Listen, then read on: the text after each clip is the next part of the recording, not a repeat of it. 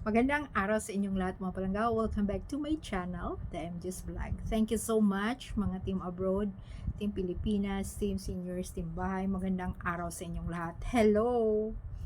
So ito, pag-usapan natin yung mga nagsasabi na wala na daw vlogger o ilan na lang daw, dalawa, tatlo. So ito na naman, may nag-send ng message sa akin na ilan na lang ba talaga yung mga vlogger ng Aldab or wala na, ganun. Siguro hindi niya napanood yung mga ibang vlogger. So sa kanyang FYP, baka dumaan lang din ako. So sabi niya, oh, parang ikaw na lang ang nagbabalita sa Aldab. Sa bagay, wala na rin talaga damang Aldab na. Move on na kayo kasi mga kulto kayo. So ano, marami siyang sinasabi, ganun.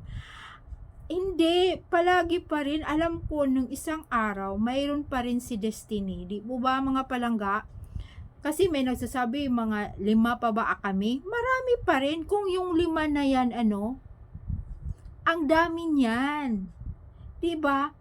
Ang dami niya mga palangga. Kasi nga, bakit tuloy-tuloy pa rin yung mga vlogger na yun na wala, kung maniwala na wala na yung Aldab.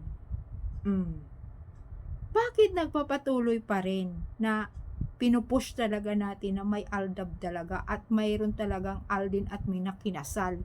Bakit na natili pa rin? Dahil mayroon ngang katotohanan talaga.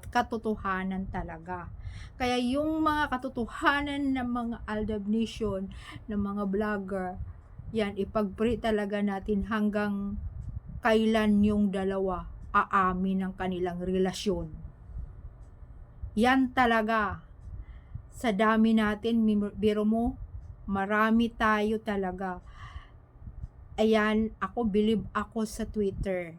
Sa X, ang dami pa rin nagdudot-dot doon. Walang tigil basta before 12 o'clock na, before 12 ng midnight. Andoon na sila, nagpo-post na sila ng ating hashtag. Hindi pa rin tinatantanan yung Itbulaga. Ang haba na ng Itbulaga na boycott. Kaya hanggang ngayon, galit na galit pa rin.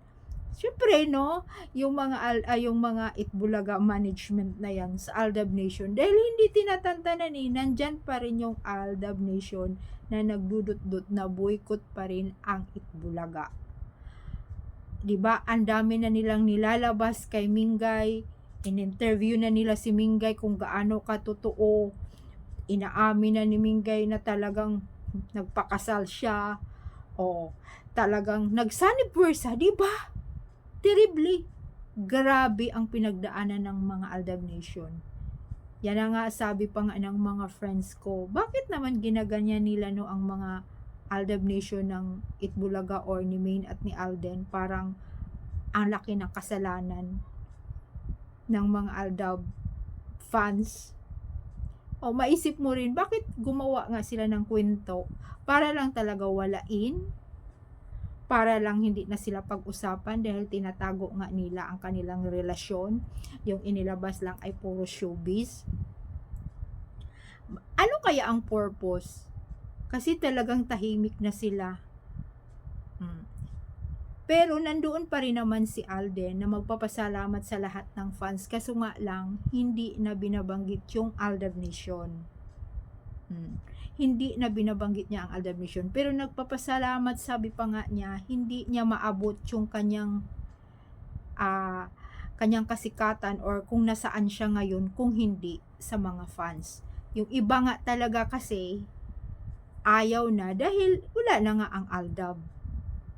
Pero yan, ang sasabihin ko sa inyo, payo ko lang sa inyo, tuloy-tuloy pa rin. Mayroon naman tayong wifi o nagbabayad tayo, manood ka lang. Ang ano ko sa inyo mga palangga, wag na lang yung iba kasi, syempre mga trolls yan, yung mga bashers yan, na yung magko-comments ng hindi maganda. Ang ano na lang natin, yung Aldab Nation tayo, i-share na lang natin yung mga kung ano talaga para mababasa nila na akala nila yung mga sinasabi ko rin hindi totoo. Sinishare ko yun.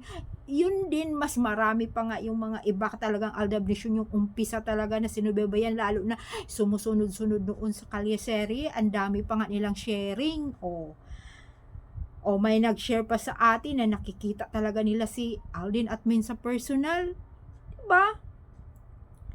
Yun talaga ang mga katotohanan ng Aldab Nation hanggang ngayon, kaya hindi talaga iniiwanan yung dalawa dahil katotohanan inaantay lang talaga na magsasabi yung dalawa. Darating din talaga ang panahon. Alangan namang hindi naman sila bumabata, tumatanda naman. May panahon talaga na wala na.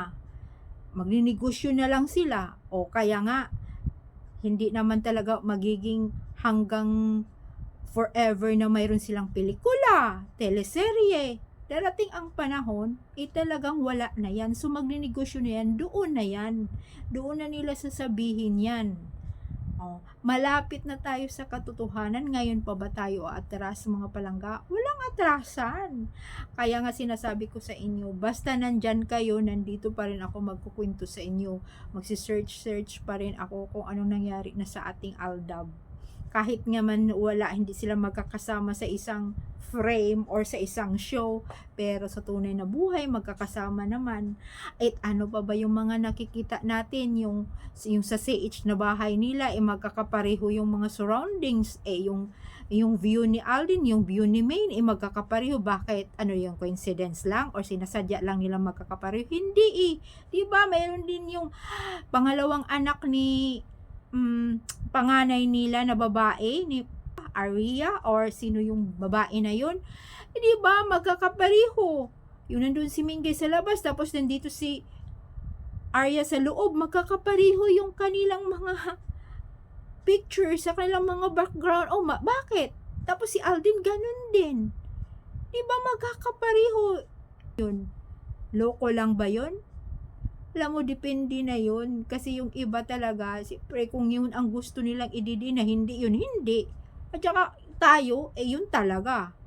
Yun ang pinagdidiinan na talagang katotohanan, na talagang bahay nila yung dalawa. At saka hindi yung gagawa, yung architect na nagpo-post noon.